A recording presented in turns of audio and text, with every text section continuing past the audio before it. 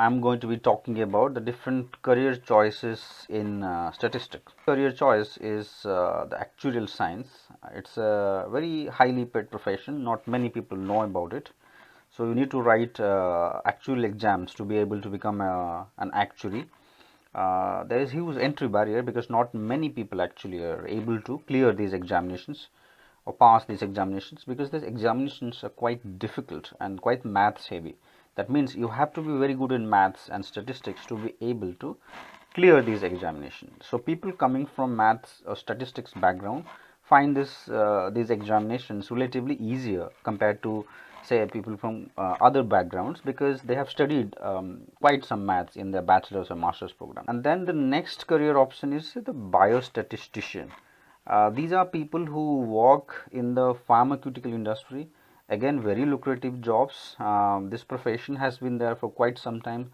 It's mostly about application of statistics in research in medical science or in clinical research. So if you have some interest in biological research, you can find employment in the pharmaceutical industry, but you must be having a good background in statistics.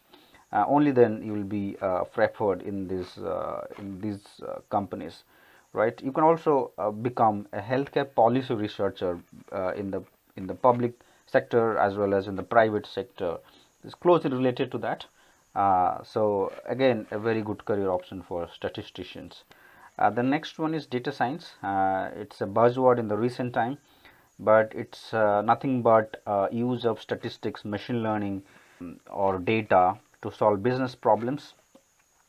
This profession has been there for, again, a couple of decades now, but the name has changed. Earlier it used to be called data analytics, then data mining. It's got a lot of traction in the recent times, and you can find employment across all kinds of industry, because all kinds of companies actually use data science to solve problems.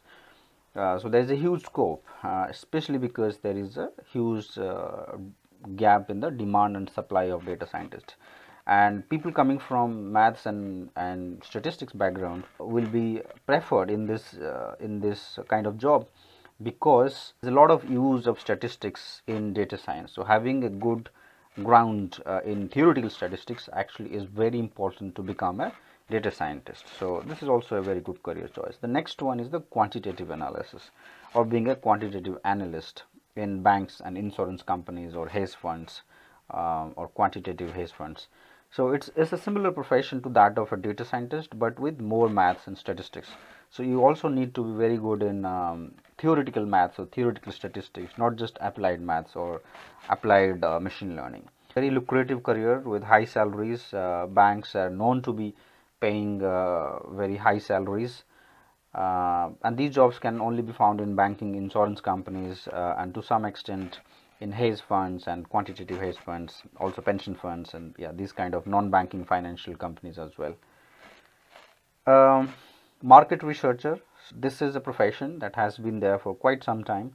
Marketing companies have been employing statisticians to do research or to do survey data for quite some time, although the nature of the work has changed drastically, because earlier the surveys used to be offline surveys, but more recently we are doing online surveys because it's a lot less expensive but also easier to do.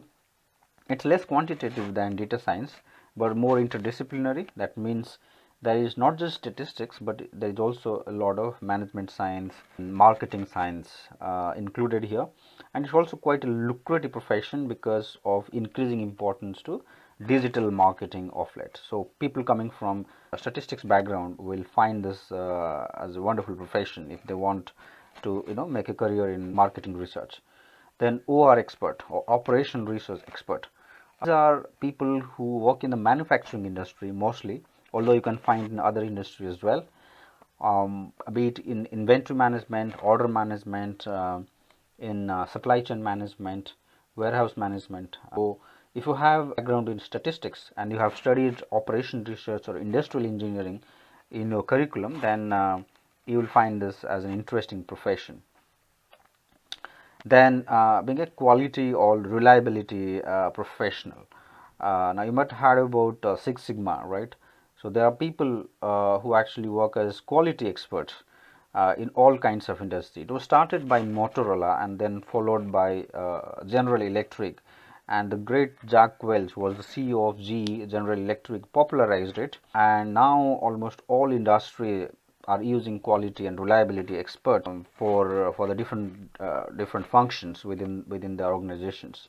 So it's all about improving operational efficiency by using statistical or mathematical techniques. So you can read more about Six Sigma techniques. These are very famous techniques used. There is heavy use of statistics there. So if you have a background in statistics, you will be preferred in these kind of roles. Then being a quantitative economist. Now the field of economics is very related to statistics because economists use a lot of statistical technique. The field of econometrics, which is about using statistical techniques to solve economics problem, is drawn from the field of statistics, right? So coming from a statistics background gives you an advantage to being a quantitative economist, where you can make use of the econometrics techniques or the quantitative statistics to solve problems in economics of finance, right? So there's also a heavy use of macroeconomics and international finance, sometimes also other fields of finance and risk management. And you can find employment in government, in the private sector as well, and also in the think tanks, right? Also in many think tanks, government or private think tanks, you can find employment there. Even banks also hire quantitative economists for different kinds of roles. And then in trading, algorithmic trading is gaining popularity and has gained popularity in decades, but more recently in the last 10-15 years, trading is now becoming more of algorithm driven than human driven. So use of maths, data, statistical technique in trading has increased manifold in the last decade or so. So even non-algorithmic traders need to be good at numbers. So that's a prerequisite nowadays. So if you have a good background in statistics, you can also try your luck in being a trader. And then being a data journalist, fairly a new profession. This wasn't in existent like even a decade back. But you might have heard about Nate Silver, right? The famous data journalist who made use of data to analyze news events in politics, in sports, and in various other areas. So his website, I think 538, if I remember correctly, is a very popular website now, where he's making use of data to analyze news events.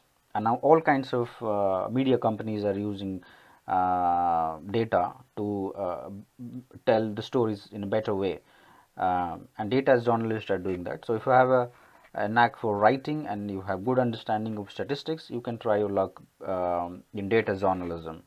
And there's a huge demand, by the way, because having both skills is very difficult, right?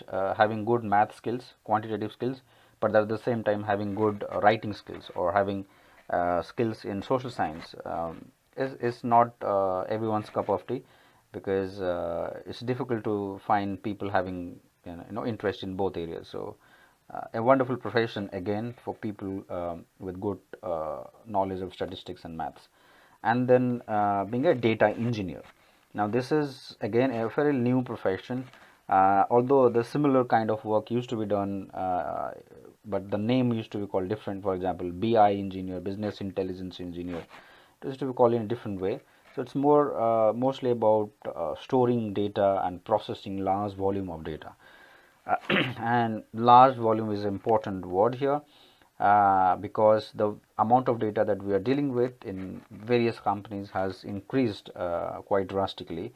Hence the technology stack has also changed quite significantly. There used to be databases, smaller databases, but now it has increased. Tools also have changed.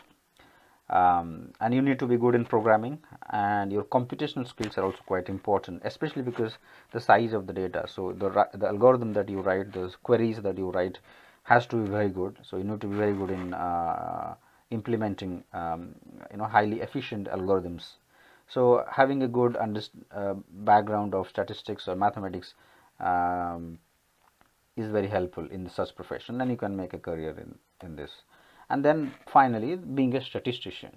It's also ironic that a lot of these professions used to be called as statisticians have changed now. For example, quantitative analysis or data science, there were people actually called statistician in many industry, but now they are being called data scientist or quantitative analysts. But there are also professions called being statistician. You can find these jobs in the public sector, in the government, but also in international bodies such as IMF or World Bank or United Nations. These are mostly civil service jobs, and these people play an important role in policy making in the government.